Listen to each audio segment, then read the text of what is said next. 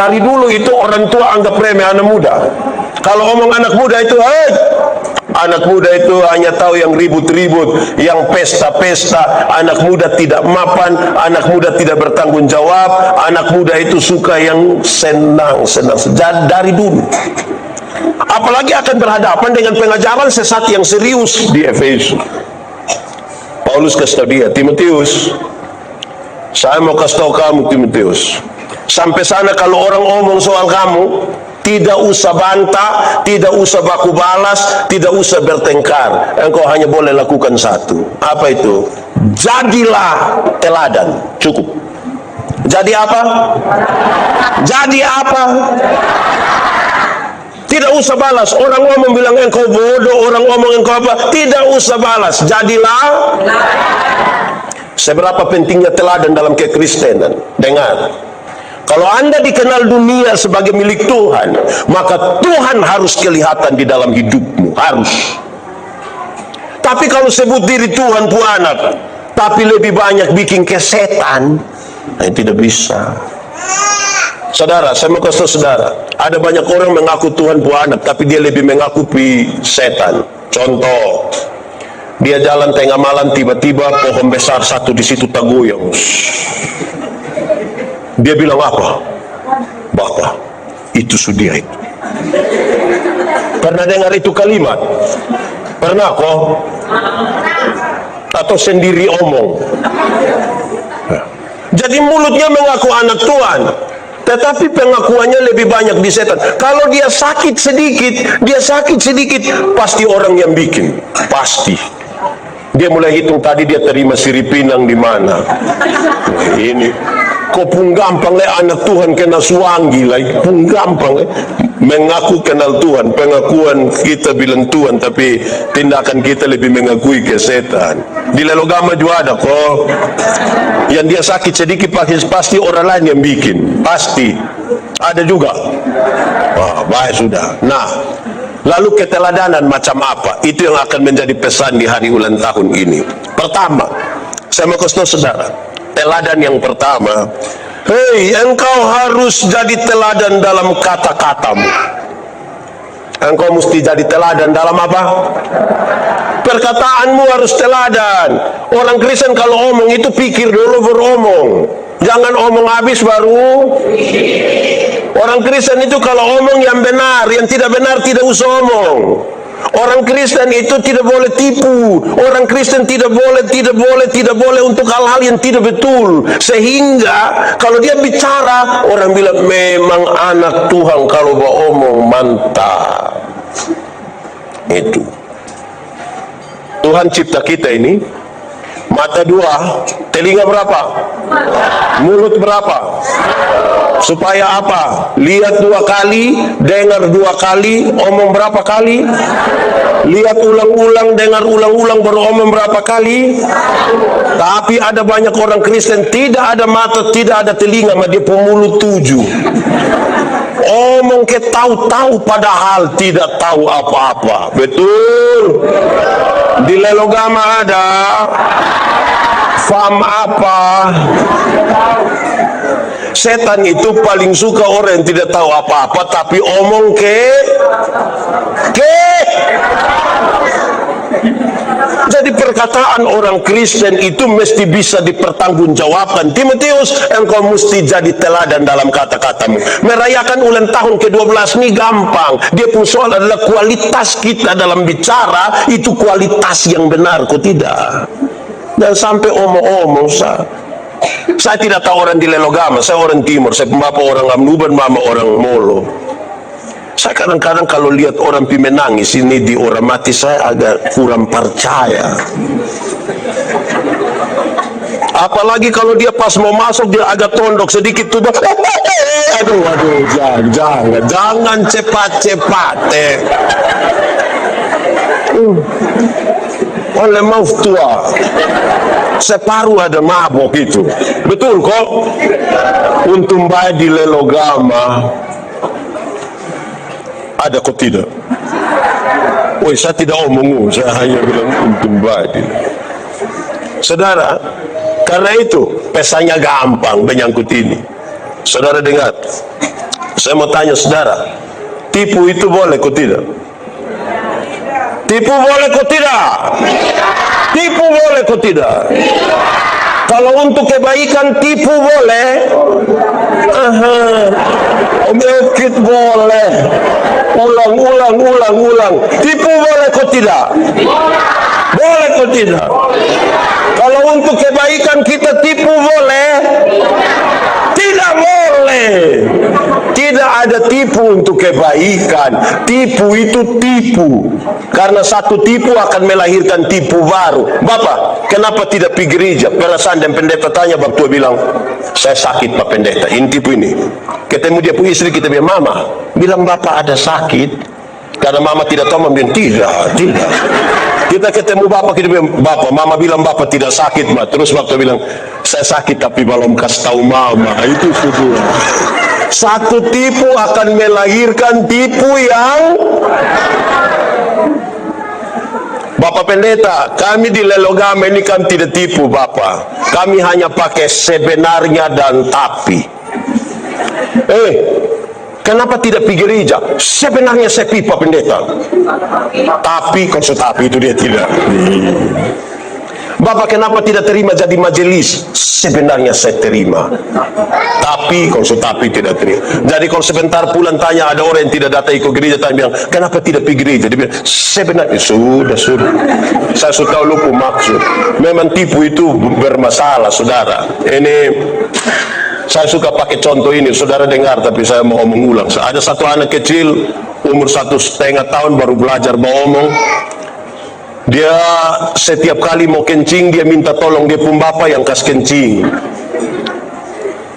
Tapi dia pun bapak ini kepala desa. Setiap kali anak mau kencing, ini anak datang bilang, Bapak, adik mau kencing. Adik pun bapak pikir, masa kok saya kepala desa baik-baik, anak kecil suruh saya kasih kencing. Dia ajar dia pun anak, nanti kalau anak mau kencing, nak kasih tahu bilang, adik mau menyanyi. Lah itu jurus pas itu. Setiap kali anak mau kencing, dia datang bilang, Bapak, yuk, adik mau menyanyi. Nanti dia pun bapak terputar keluar kasih kencing, anak selesai. Satu saat dia pun bapak dan mama pergi Jakarta, titipin anak di dia pun om dong. Tengah malam anak mau kencing, dia kasih bangun dia pun om, ya, adik mau menyanyi. Karena dia pun om tidak tahu, dia pun om, jangan ini sudah tengah malam, jangan. Ini anak tidak bisa, dia bilang, om, yuk, adik mau menyanyi. Dia pun bilang, tidur setebak di sebelah nanti marah, tidur. Wih, anak sudah tidak tahan, dia bilang, om, ya, tidak bisa.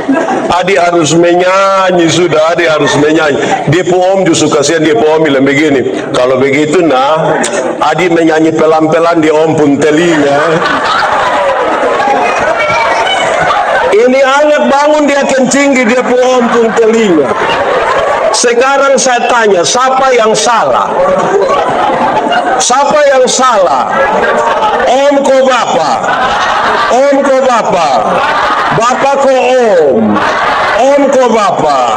Kenapa bapak yang salah? Ya, kalau benar katakan, salah katakan, ya katakan, tidak katakan, menyanyi katakan, kencing katakan. Berani engkau rubah sedikit, kan kasihan itu om pun telinga. Jadi mulut orang Kristen itu omong yang benar. Amin kok. Di sini ada yang tukang tipu. Ada kok tidak? Ada. Dia ada di ini gereja sekarang. Coba tunjuk. Bahaya. Oke, atau berikut, saudara, mulut orang Kristen itu tidak boleh memaki. Tipu pakai bahasa timur bilang, oke, sekarang bamaki pakai bahasa timur bilang, di sini ada yang tukang bamaki, ada, bertobat. Saya mau kasih tahu saudara, bamaki ialah mengeluarkan barang-barang yang tidak perlu dikeluarkan. Itu barang don diam-diam di situ omong untuk apa? Kalau ada anak kecil dia bamaki, tanpa kita setuju kita masih bisa terima. Tanpa kita setuju, anak kecil itu dia kan tidak tahu. Dia kalau mandi habis, dia mandi habis biar dia pun bapak mama pun tamu ada, dia tidak pakai apa-apa juga dia bisa keluar ke dia jalan begini. Anak kecil nah, betul ke tidak?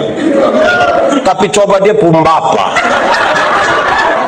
coba dia pun bapak mandi habis, ibu-ibu wanita gemidong ada latihan paduan suara, baru dia kok keluar bilang, hai. Jadian tukang bamaki dong berinti sudah. Betul kok? Di sini ada yang tukang bamaki, dia majelis kok jemaat, dia majelis kok jemaat, majelis jemaat. Ya, di pertama kita rayakan 12 tahun mau kalau masih tukang bamaki, kita mau memberi dampak apa kan? Kehadiran gereja di dunia mesti memberi dampak. Lalu kalau bamaki, oh, tidak bisa, tidak bisa. Amin kok, amin kok. Mulut orang Kristen tidak boleh tipu, mulut orang Kristen tidak boleh bamaki, mulut orang Kristen mesti omong yang benar. Amin kok. Itu pertama. Kedua dia kasih tambah kata-kata sebagus ini, kata-kata sebagus. Terus dia bilang begini, Timotius, engkau mesti jadi teladan dalam tingkah laku. Teladan dalam kata-kata sebagus, tingkah laku sebagus. Belum tentu. Ada 100 orang berkata-kata dengan bagus, waktu uji dengan tingkah laku, tambah atau kurang atau tetap. Ada 100 orang pun kata-kata bagus, waktu kita uji kata-kata dan tingkah laku, tetap atau kurang atau tambah. Kita bisa omong bagus, belum tentu bisa berlaku dengan bagus. Batu uji dari kata-kata ialah tindakan. Engkau harus jadi teladan dalam tingkah lakumu.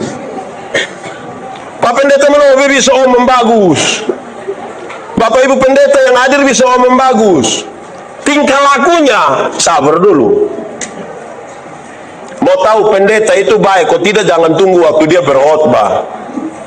Waktu berkhotbah itu bagus semua, coba tinggal dan dia di dia rumah 2 minggu 2 minggu. Amin kok, amin. Saudara, saya mengajar ilmu berkhotbah. Orang tanya saya, pendeta, khotbah yang baik itu yang karmana. Saya lupa maksud. Khotbah yang baik itu tulis kok tidak tulis, berapi-api atau berair-air. Saya bilang khotbah yang baik itu bukan soal tulis atau tidak tulis, bukan soal berapi-api atau berair-air. Khotbah yang baik ialah omong karmana, bikin jangan omong lain, bikin. Di sini juga ada. Coba lihat dia. Kenapa semua lihat saya? Ada orang yang bukan sekedar omong lain, bikin lain. Ada yang bahkan pikir lain, omong lain, bikin lain. Hasilnya kelainan. Jadi kalau saudara ketemu orang kelainan, itu tidak lurus antara apa yang dia pikir, apa yang dia ucap, apa yang dia lakukan. Kadang-kadang kita ini ontong di bawah omong sah. Amin kok. Bapak mama semua, jemaat, berdoa itu beromong dengan Tuhan. Betul? Betul? Coba ikut gereja. Coba ikut gereja. Hari Minggu, besok. Terus pendeta bilang, saudara-saudara, mari kita satu hati dalam doa syafaat. Pas separuh pun tutup mata, separuh langsung bilang, betul. di PNL 2 juga ada. Dia duduk di muka kodis belakang, muka belakang. Dong keluar kau bikin apa? Keluar kau menyanyi. Aneh ini. Saudara, ada banyak orang bikin syukuran. Semoga di sini tidak. Orang bikin syukuran, ini dong undang pendeta. Kau pendeta pi khotbah. Terus pendeta bilang, saudara-saudara, mari kita satu hati dengan Tuhan dan Nyonya rumah di sini. Kita menyatakan syukur kita di dalam doa syukur, di dalam doa syafaat. Pas separuh pun tutup mata mau berdoa, yang ibu-ibu dong bangun keluar semua. Dong keluar saat dong jalan. Nanti dong bapak ambil. Sampai di belakang yang ketua dapur itu nanti dia bilang di mama-mama di belakang bilang, sudah. Doa syafaat. Ini sudah siap. Kuat tadi suka panas. Padahal hanya kacang brenibon. Tapi orang berdoa dong keluar. Di Lelogama juga ada. Itu mamtua yang biasa ini kepala dapur itu ada di sini. Ada kok. Mamtua yang pakai baju mana?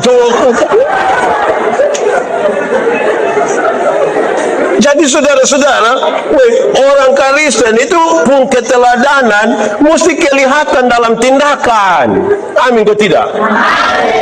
Di sini ada suami biasa pukul istri.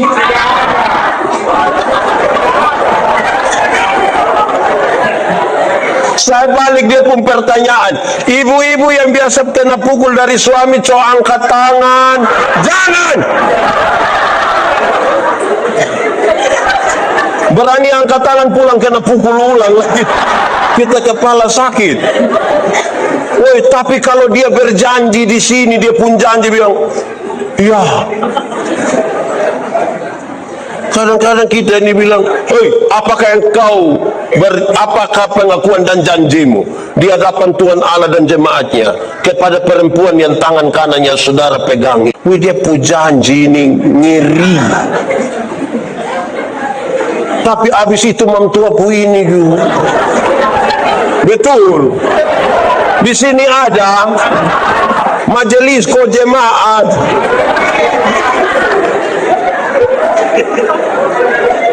Ada orang yang kadang-kadang di acara syukuran itu dia khotbah ini orang senang. Khotbah mantap. Khotbah habis itu dia duduk kopo asopi di situ. Betul. Di Lelogama sini juga ada. Faham apa? Itu berarti kata-kata dan tindakan sama kok tidak? Jadi merayakan 12 tahun mesti merayakan yang betul. Jadi teladan. Ada yang kalau khotbah di orang mati itu berair-air sampai orang menangis. Habis itu dia yang buka meja judi duluan. Ada kok. Yang KP ada. Ini anak kecil dong kamu tahu.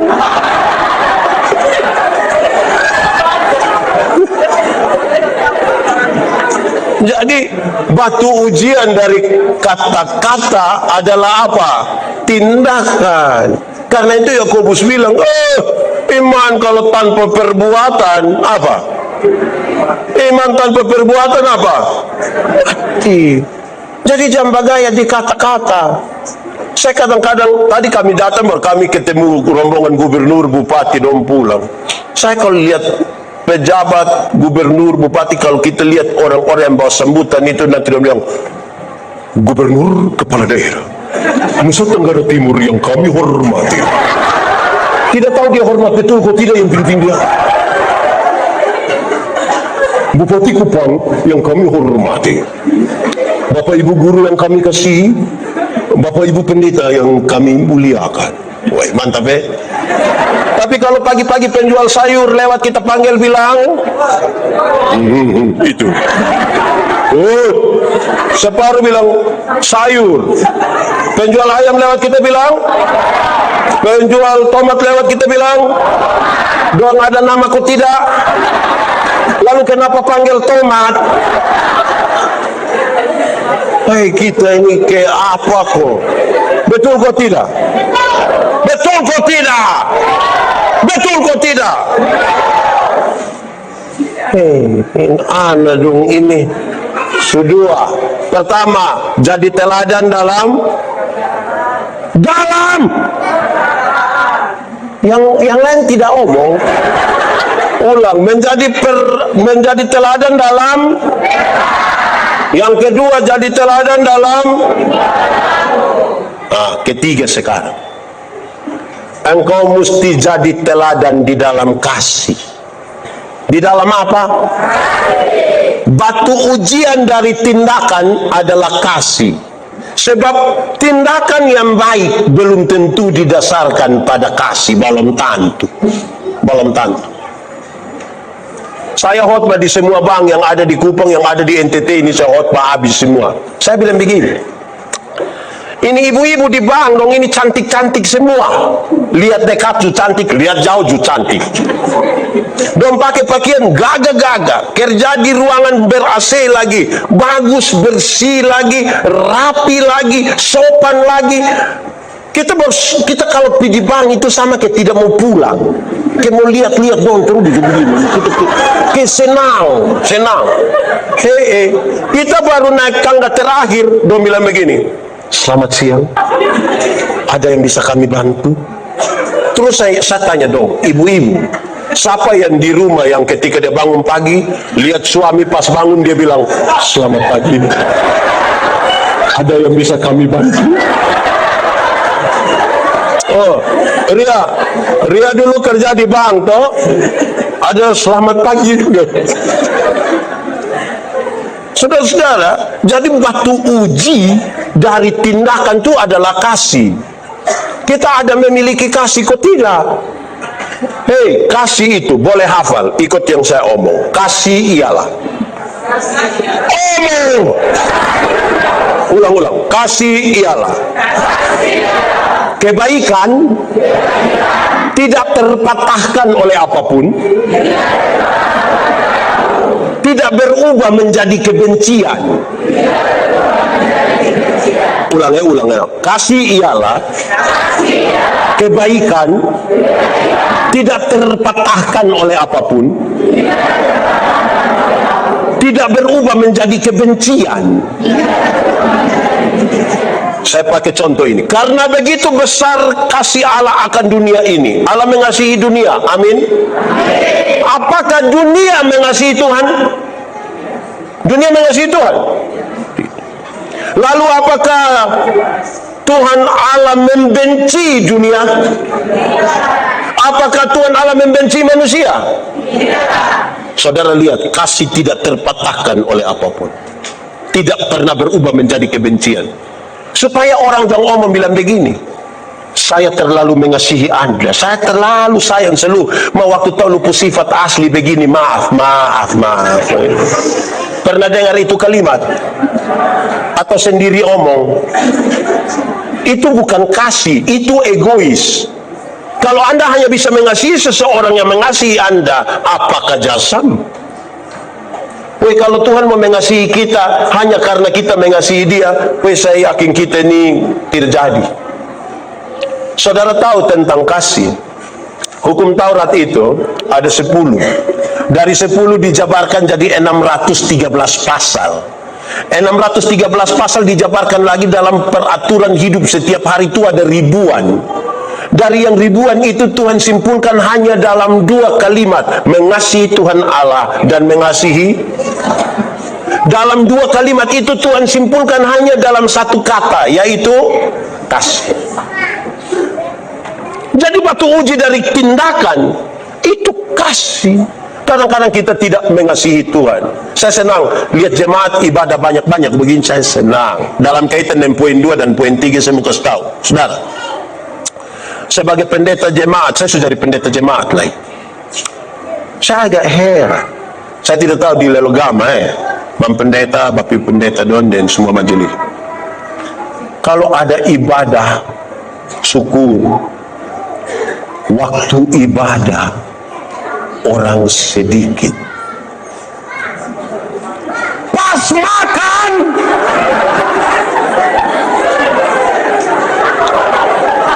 saya ulang waktu ibadah orang pas makan orang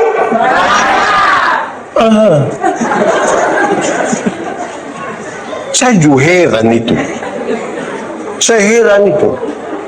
Sesuatu tuh kalau kita sayang dia, kita rasa penting, kita mau ketemu terus. Amin kok tidak? Kalau bapak mama dong sebentar pulang dari sini lupa HP. HP bukan HP. HP. Kalau lupa HP datang cari kok tidak? Datang cari kok tidak? Kenapa tidak kasih koster dapat? Karena dia penting. Karena dia mahal. Maka kita lupa, mau sampai rumah, mau hujan pun kita kembali cari. Tapi kalau kita pulang dari sini lupa kulit gula-gula, datang cari kok tidak? Kenapa tidak cari? Sesuatu itu kalau penting, mau sibuk ke mana pun kita temukan jalan di situ. Tapi kalau tidak penting, mau gampang ke mana juga kita lebih banyak alasan sah. Itu tanda kita tidak ada kasih, saudara. Tanda kita tidak ada kasih. Penuh dengan alasan, terpatahkan hanya oleh hal-hal yang kecil saja. Padahal kasih tidak terpatahkan oleh apapun. Saya punya rujukan jelas. Allah mengasihi dunia. Dunia memberontak kepada Tuhan, tapi Tuhan tidak pernah membenci manusia. Tuhan kalau benci kita ini kita semua mati habis. Dia tidak berubah dalam kasih. Amin kok? Sekarang saya mau tanya, kalau Pendeta Yandi benci Pendeta Nelson, yang rugi Pendeta Yandi atau Pendeta Nelson? Kalau Pendeta Manobe benci Pak Nelson, yang rugi Manobe kok Pak Nelson?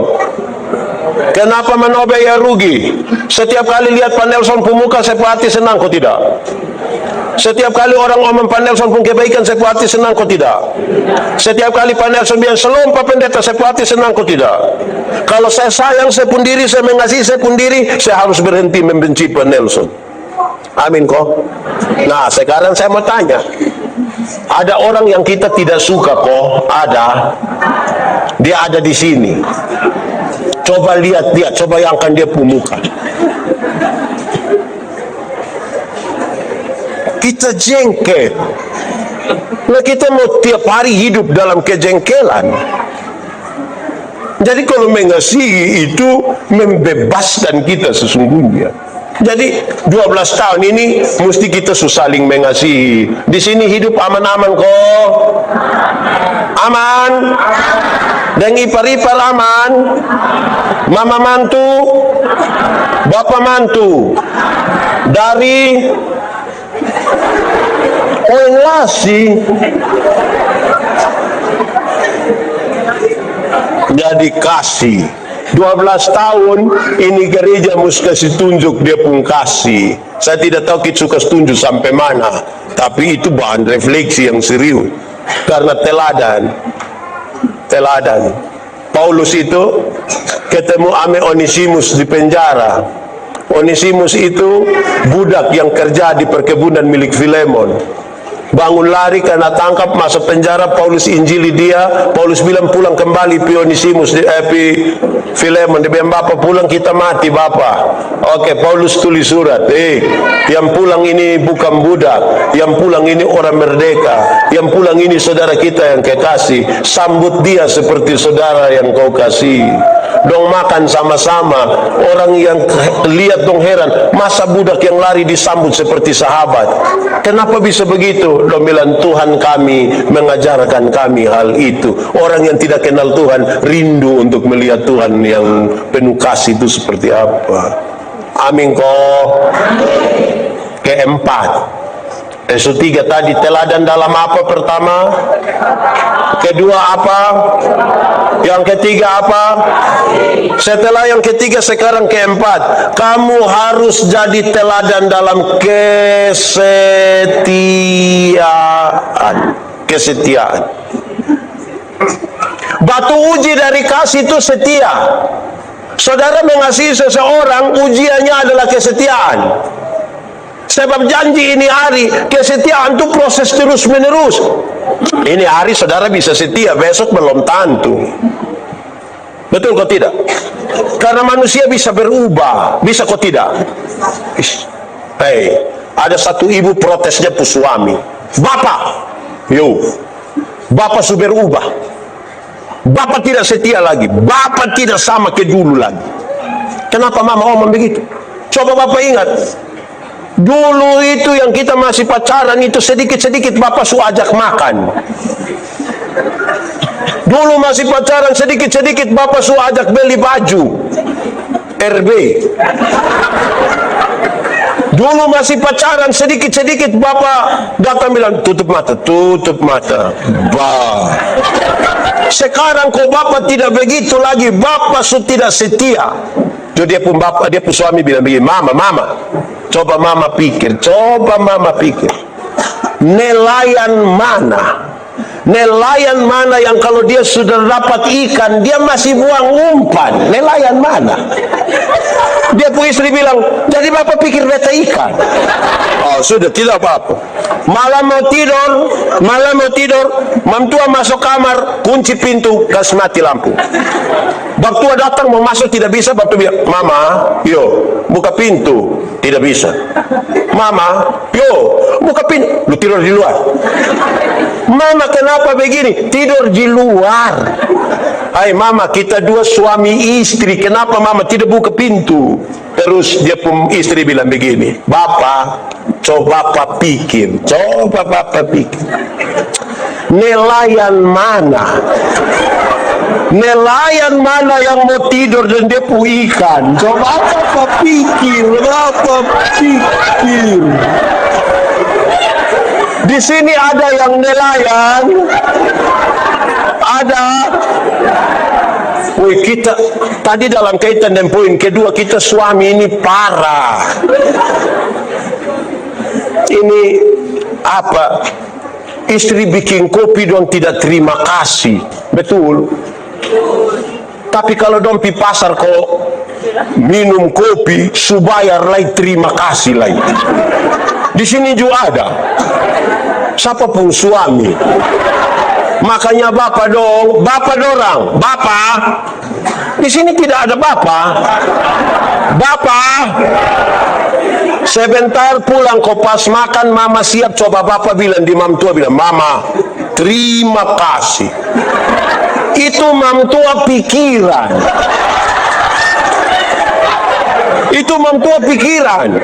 Dia pun pikiran hanya dua. Pasti dia pun pikiran hanya dua. Pertama pasti mamtua pikir begini, tahu roh apa sunai. Atau yang kedua mamtua pikir begini, jangan sampai ini suhari terakhir.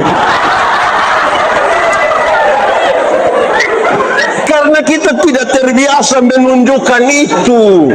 Amin kok. Kadang-kadang kita tahu mengalah itu baik, tapi Bapak Mama ini kalau bertengkar dua-dua tidak mau mengalah. Betul kok? Betul.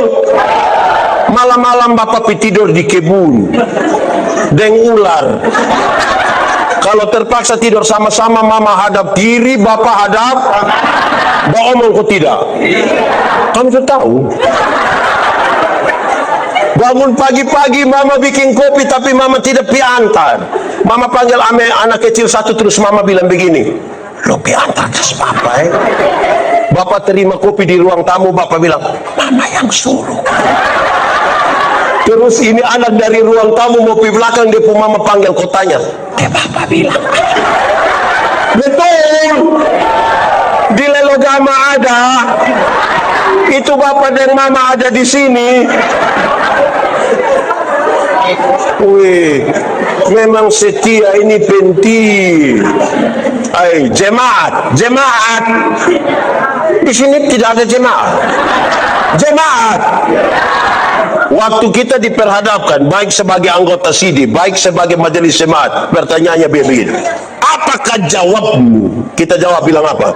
Ya, saya percaya dan berjanji dengan itu. Ya, saya percaya dan berjanji yang saya genapati itu punya 3 pengertian. Pertama, saya menjawab ya karena saya percaya. Kalau saya tidak percaya, saya tidak akan omong memang di sini. Karena saya percaya, makanya saya omong.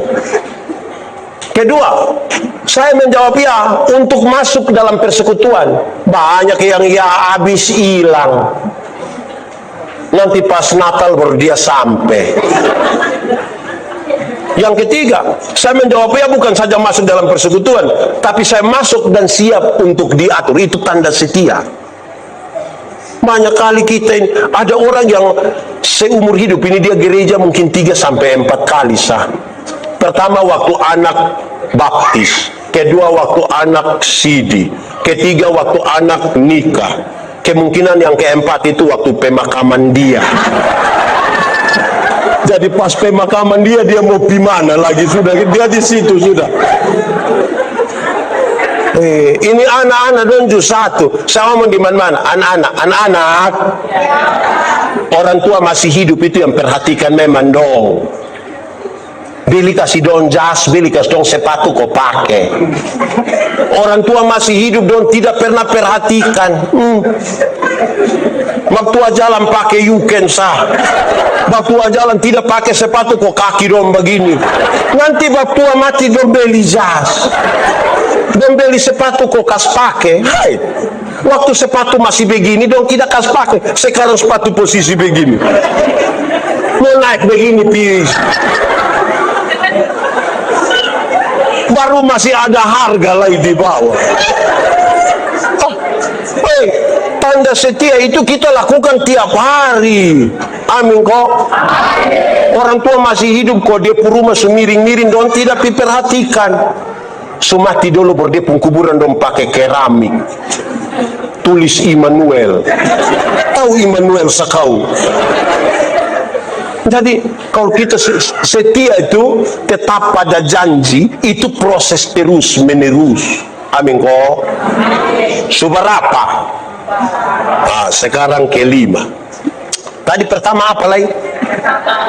2, 3, 4. Kelima. Engkau mesti jadi teladan dalam kesucian. Dengar, ini menarik. Saudara, Tuhan yang kita sembah, yang kepadanya kita berdoa, yang kepadanya kita mau datang, kita bersekutu, Tuhan itu Tuhan yang suci, Tuhan yang kudus. Kalau mau datang kepadanya, harus datang dalam kesucian, harus datang dalam kekudusan. Kenapa? Karena yang kudus itu tidak bisa bersatu dengan tidak kudus. Yang gelap itu tidak bisa bersatu dengan yang terang. Banyak orang mau beribadah kepada Tuhan yang kudus, tapi tidak menjaga kekudusan. Saudara tahu, pertama sampai keempat itu urusan dari orang lain. Batu uji dari kesetiaan itu kekudusan. Itu urusan personal sekali. Yang tadi yang kata-kata, tindakan, kasih, kesetiaan itu urusan dari orang lain. Waktu bicara kekudusan merujuk kepada sesuatu yang orang lain tidak lihat, Tuhan lihat di sini. Saudara, Pendeta Yandi, saudara tidak akan pernah ketemu dia perkosa orang. Saudara tidak akan ketemu. Karena saya bisa tahan saya pun diri, biar ada mau saya tahan. Tapi saudara tidak tahu apa yang saya pikirkan di sini. Tapi Tuhan tahu. Kekudusan menjadi harga paling tinggi. Kalau kita mau merayakan, jangan anggap main-main, anggap remeh ini pelayanan. Jaga itu kekudusan. Sebab apa? Tanggalkanlah kasutmu, sebab tempat di mana engkau berdiri itu kudus. Jangan bikin rusak itu pelayanan. Banyak orang bisa melayani tapi menjaga kekudusan belum tentu. Padahal saudara tahu, kalau kita diterang, Ada orang di gelap, ada kaca. Orang bisa lihat kita di terang, kok tidak? Bisa kok tidak? Tapi kita yang di terang bisa lihat dan dia gelap, kok tidak? Gelap dan terang bisa bersatu. Lalu kenapa banyak orang yang sudah diterang memilih kembali ke gelap? 31 Desember, gereja biasa sore-sore mau malam, kita datang. Kalau di kota-kota itu nanti dong putar musik yang pelan-pelan, kayak ke Alan main ceng ceng ceng ceng ceng ceng teng teng teng teng teng. Terus tiba-tiba ada yang baca puisi. Tidak terasa. Saya dalam hati, lu tidak rasa. 365 hari ini lu tidak rasa. Rasa kok tidak? Nah, kenapa bilang tidak rasa?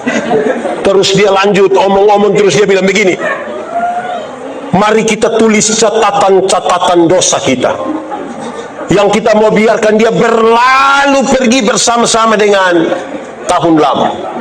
Biarlah hidup baru, tahun baru, semangat baru. Wih, kita tulis sudah. Separuh menangis bertulis. 7, 8, 10, 20, 30. Keluar menyanyi, mampirlah dengar doaku. Baru bakar ini dosa dong. Ini 31 Desember. Masuk minggu kedua bulan Februari dia gila ulang.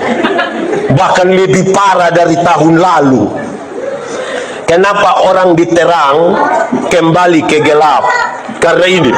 Saya sulit jelaskan pakai kata-kata. Saudara lihat saya pun cara sah. Orang kalau diterang kok kembali ke gelap, itu kan dia suka begini. Apa itu? Melalui pakai bahasa timur bilang, kalau dia sudah begini, tidak lama nanti dia bilang begini. Di Lelogama ada yang tukang melalui. Ada majelis kojemaat.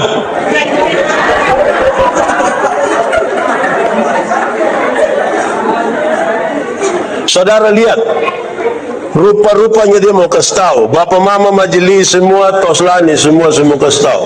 Dengar, gereja Tuhan terus berkembang bukan soal tahun-tahunnya. Ini area ini masih kudus atau tidak? Itu dia soal.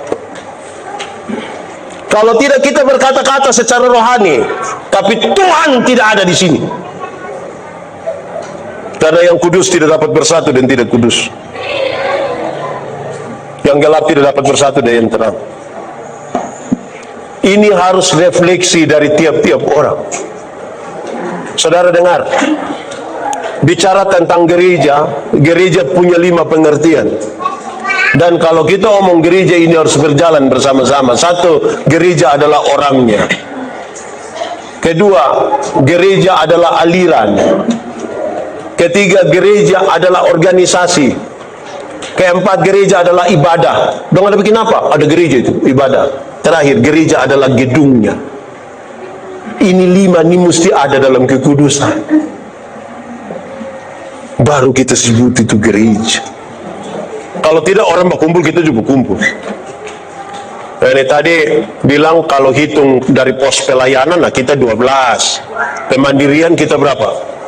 1. Ya kalau kita mau hitung 12 kos 1, nanti kadang-kadang ada yang bilang kalau kita ber-12 tahun berarti sama kayak anak SMP kelas 1. Tidak usah omong itu, berhenti. Karena kedewasaan rohani tidak tergantung berapa lama kita melayani. Tidak tergantung berapa lama kita menjadi pelayan-pelayan Tuhan. Tapi seberapa jauhnya kita menjaga itu kekudusan.